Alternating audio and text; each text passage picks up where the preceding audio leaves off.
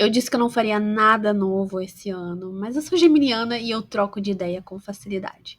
Oi, meu nome é Juliana, você pode me chamar de Julinguística, e eu tô muito feliz com essa volta das pessoas no geral pro YouTube, porque nas outras redes a gente tem que fazer um conteúdo super rápido e ao mesmo tempo envolvente, e ao mesmo tempo com uma linguagem facilitada. E aqui eu posso falar calmamente com você, sem roteiro, enquanto você faz a sua faxina. Sobre o que vamos falar nesse canal do YouTube.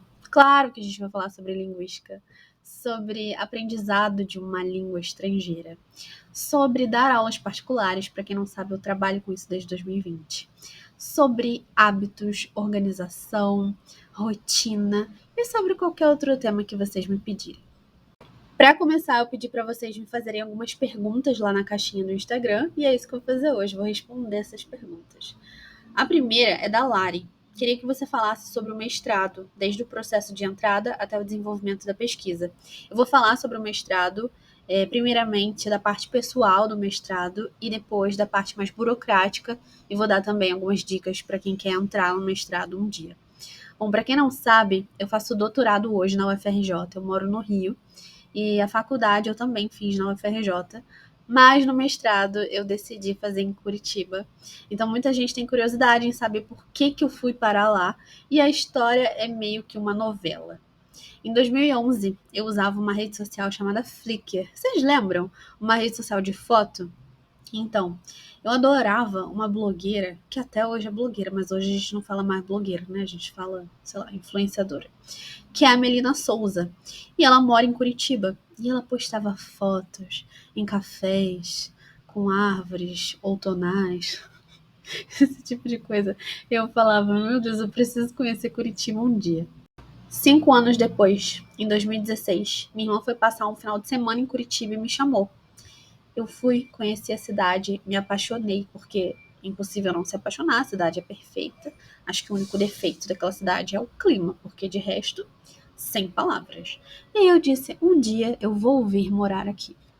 Pulamos para 2017, que era o meu ano de finalização da faculdade. E a minha irmã, vocês sabem que o Rio de Janeiro é um pouco complicado com relação à segurança, né? Ela passou por um episódio não muito legal, ficou tudo bem, tá, no final, mas ela passou por um episódio muito legal e ela quis se mudar. E a empresa dela possibilitava que ela fizesse uma transferência. E aonde abriu vaga? Justamente em Curitiba. Ela resolveu ir morar lá, e aí eu pensei, bom, se minha irmã e meu cunhado estão indo morar em Curitiba, eu vou atrás. Peguei meu avião, fiz todas as etapas da prova do mestrado e passei no mestrado em Linguística na UFPR. E aí começam os 2 piores anos da minha vida. Juliana, por quê? Porque, primeiro que mestrado já é algo muito difícil. 2 anos é muito pouco para a pesquisa que a gente tem que fazer, para a dissertação e também para dar conta de todas as matérias. Além disso, eu estava com crises e crises de ansiedade porque eu virei adulta. Foi minha primeira vez morando sozinha. Eu trabalhava em 3 cursos de idioma ao mesmo tempo. Vocês sabem que é super mal remunerado, o pessoal de letras que me acompanha aqui. Então, eu não tinha lazer, basicamente. Eu só vivia para essas coisas, não cuidava muito de mim, não conseguia me conectar com as pessoas de jeito nenhum.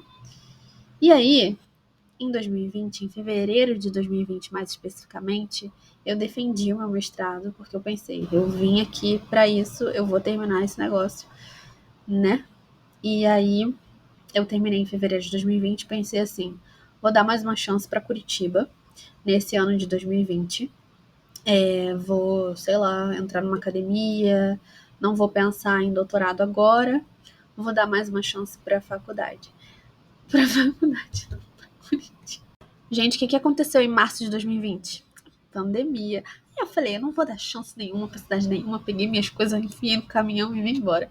Isso que eu fiquei de fevereiro a agosto em casa, sozinha, tá? Mas enfim, vamos esquecer essa história, porque pra mim Curitiba é um trauma. Eu não gosto de falar sobre isso, mas eu tô explicando aqui pra vocês. Mas vamos falar sobre parte burocrática do mestrado agora. Como eu consegui entrar lá? Primeira coisa que você precisa fazer é entrar no site das faculdades que você pretende ir e ver quais são as linhas de pesquisa possíveis e quais são os professores que trabalham ali nas linhas de pesquisa que você quer entrar. Então, por exemplo, eu entrei lá numa linha de gramática, na teoria gerativa, algo desse tipo. Olhei o Lattes de todos os professores, vi professores que tinham trabalhos que me agradavam e enviei e-mail perguntando para esses professores se eles me aceitariam como orientanda. Depois que o seu futuro orientador te deu ok, você vai para a fase do anteprojeto ou pré-projeto, com todo aquele formato que a gente já conhece. Se você não conhece, tem post no Instagram sobre isso. Eu também tenho um curso de vida acadêmica com a Bru, vou deixar aqui na descrição desse vídeo. E eu lembro que na época minha orientadora não pôde ler, eu fiz sozinha mesmo. Além disso, tem a prova de inglês. Vocês precisam ficar atentos porque tem universidade em que a prova precisa ser interna, você tem que fazer a prova lá, e outras aceitam certificado. No caso da UFPR, eles aceitaram um certificado. Eu fiz uma prova chamada PACE, que não é muito famosa como Cambridge, TOEFL, enfim, mas eu fiz ela justamente por ela ser mais barata. Então pesquisem e se informem se a universidade aceita esse tipo de certificado. Depois temos a prova teórica de linguística. E, gente, para falar a verdade, eu não lembro muito dessa prova. Só sei que é uma prova discursiva e eu lembro que tem questões que você pode escolher. Então tem uma questão principal que todo mundo precisa responder. Geralmente é algo bem geral da linguística, tipo variação, algo desse tipo que todo mundo precisa saber responder. E tem uma questão que pode ser de uma área mais específica, e aí você pode escolher qual você sente mais à vontade. A dica para fazer essa prova teórica é: tem universidades que disponibilizam provas anteriores, então você pode fazer as provas anteriores para se preparar, e tem universidades que disponibilizam bibliografia. E aí se vira para ler todos aqueles livros da bibliografia dessa prova. Tem uma fase que eu não sei se é no início ou no final, que é a análise do currículo Lattes. E muita gente me pergunta se precisa ter publicado, mas não. Eu entrei no mestrado sem ter publicado nada. Meu currículo só estava minimamente organizado. E a última fase é a arguição. Então, eu vou dar algumas dicas para vocês se prepararem para esse momento. A primeira dica é vocês fazerem um resumo oral do anteprojeto de vocês, para mostrar que vocês que escreveram aquilo ali, né, que vocês entendem o que vocês querem pesquisar, e isso é muito importante, não é para mostrar resultado, é só para vocês mostrarem que vocês têm conhecimento da parte teórica e também que vocês têm um certo conhecimento da metodologia que vocês vão aplicar naqueles 2 anos. E segunda coisa, procurem lacunas no anteprojeto de vocês, porque eles vão fazer perguntas. E eles fazem essas perguntas justamente para verem se foi você que escreveu, para verem se você tem domínio do assunto. Enfim, para verem se você sabe o que você quer pesquisar ao longo desses 2 anos. A minha arguição do mestrado foi um horror. Eu não tô sendo exagerada. Eu não tô sendo exagerada. Tanto que eu tirei 7. Assim, eles só me deram 7, ali a média para ver se ela passa, e eu consegui passar por conta da prova escrita. Mas por que foi um horror? Bom, eu não tinha recebido essas dicas, né? Então tô aqui ajudando vocês desde já. Ah, não sei, gente, eu não estava preparada. E 3 professores me olhando, entendeu? Em Curitiba, num frio danado. Eu lembro que eu entrei no banheiro, dei uma chorada. Falei assim, nossa, não passei. Não passei, vamos embora. A segunda pergunta da minha amiga nutricionista mãe do ano, Mai Beijo. Ela falou 10 pilares para ser um bom professor particular. Amiga, eu vou fazer 5, porque senão eu vou ficar esse vídeo inteiro falando. Primeiro pilar é a organização. Eu não preciso explicar, né? Se você é professor particular, você tem noção que, além da parte pedagógica, você precisa cuidar de toda a parte burocrática e de toda a parte do marketing e de toda a parte dos materiais e de toda a parte de tudo. Você tem 1000 profissões em um, então, por isso, você precisa ser extremamente organizado. Uma coisa que eu reparei também é que o fato de eu ser organizada faz com que os meus alunos me admirem, porque eu consigo organizar os materiais para eles, eles ficam encantados, tipo, meu Deus, quadro do Notion, impecável. Eu vou mostrar o meu quadro do Notion que eu compartilho com esses meus alunos para vocês. mas é uma característica que os alunos gostam, que o professor tenha e que a gente precisa para sobreviver, né? Segundo pilar, eu diria criatividade, porque você precisa fazer atividades que sejam prazerosas na aula, mas ao mesmo tempo você precisa fazer atividades que podem ser replicadas para diferentes níveis, porque senão a gente perde muito tempo produzindo material que só vai ser utilizado 2 vezes no ano. Então a gente tem que ser criativo para engajar os alunos e também por essa questão dos materiais, né? Para a gente não ficar cansado ali nessa parte de criação dos materiais.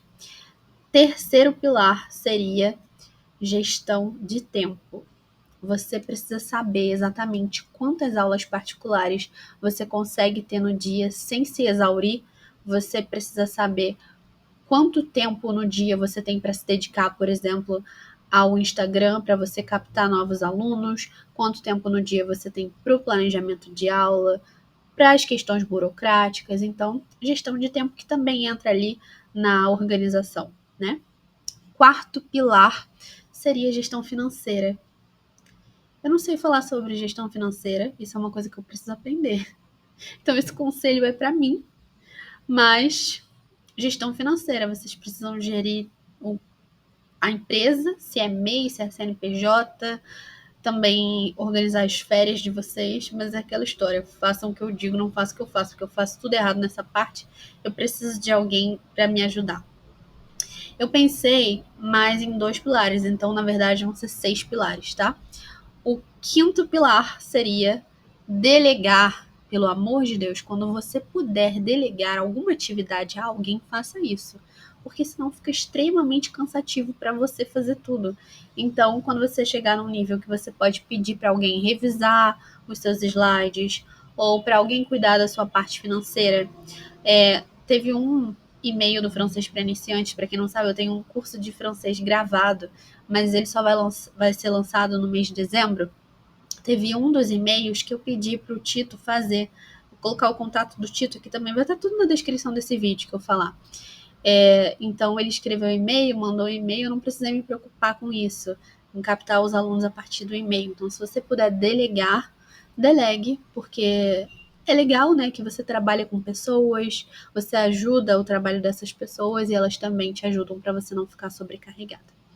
E o sexto pilar, eu vou dizer que é firmeza e flexibilidade no mesmo.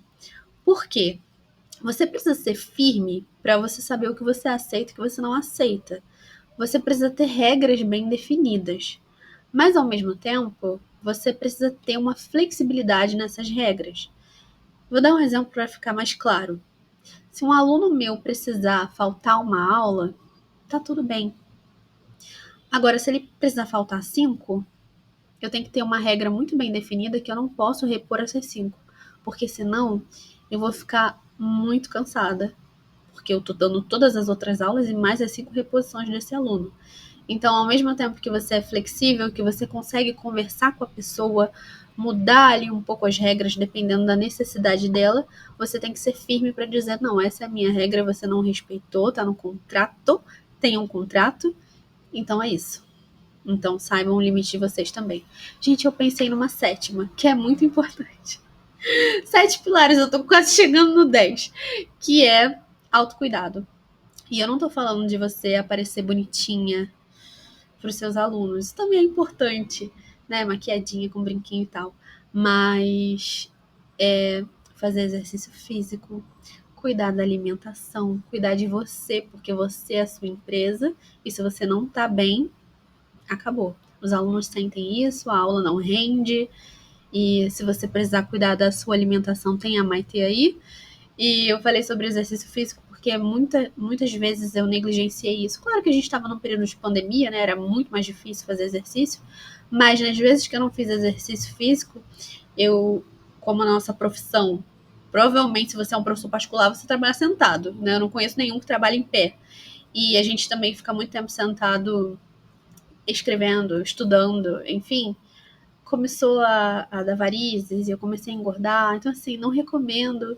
Façam exercício físico, cuidando da alimentação. Esse é o mínimo de autocuidado que a gente precisa ter. Aplicativos para estudantes. Vou confessar que eu não conheço muitos, porque eu não gosto muito de estudar por aplicativo. Se alguém tiver alguma dica pro Eric, por favor, deixa aqui. Mas também depende muito do que você está estudando. Eu conheço o Quizlet, que é para fazer flashcards, é muito bom para trabalhar vocabulário, por exemplo, de línguas estrangeiras. E eu ouvi uma menina falando um dia de um tal de Anki no TikTok, que é aquele sistema que repete, sabe? Que volta com as informações depois de um tempo. Enfim, mas não testei ainda. Muita gente me pedindo linguística, aquisição de linguagem, Notion. Vou fazer um vídeo mostrando meu Notion para vocês. Mas o que? Aulas particulares, rotina, horários, treino, aulas, agenda. E aí, tem duas perguntas para fechar esse vídeo que eu tô assim. Eu teria que fazer uma terapia antes de responder, porque a primeira é: o que te motiva a viver? Suelen. Primeira coisa, eu diria que são as pessoas. Graças a Deus eu conheço mais pessoas boas do que ruins. E algumas pessoas me fazem ter vontade de viver e de conviver com elas. Bonitinho, né? Segunda coisa, eu diria que é a rotina, mas não nesse sentido de, ai, vamos organizar os nossos horários, vamos ser produtivos e trabalhar. Não. Mas no sentido de feminilidade. E aí vocês vão fechar esse vídeo agora porque eu falei a palavra feminilidade. Calma, eu vou explicar. Sabe esses detalhes que a gente coloca em cada uma das coisas do nosso dia a dia? Esse olhar mais amoroso e essa romantização de cada um dos detalhes que a gente mostra na internet, isso me faz querer viver. E dentro dessa romantização, desse cuidado com os detalhes, tem muito de feminilidade. Antes que vocês me cancelem. E eu acho que seria isso, gente. Eu não sei. Eu posso fazer uma sessão de terapia e quando eu pensar em mais coisas, eu trago aqui para vocês. E a Suelen continua. 3 conselhos básicos para a vida. Primeiro conselho. Da mesma forma que você se esforça, eu espero, para não falar mal das outras pessoas, não fale mal de você mesmo. Difícil, né? Eu sei. Segundo conselho que veio na minha cabeça foi: conheça as suas sombras, para você poder tratar elas, né? E não jogar elas em cima de alguém. E o terceiro é uma autocrítica.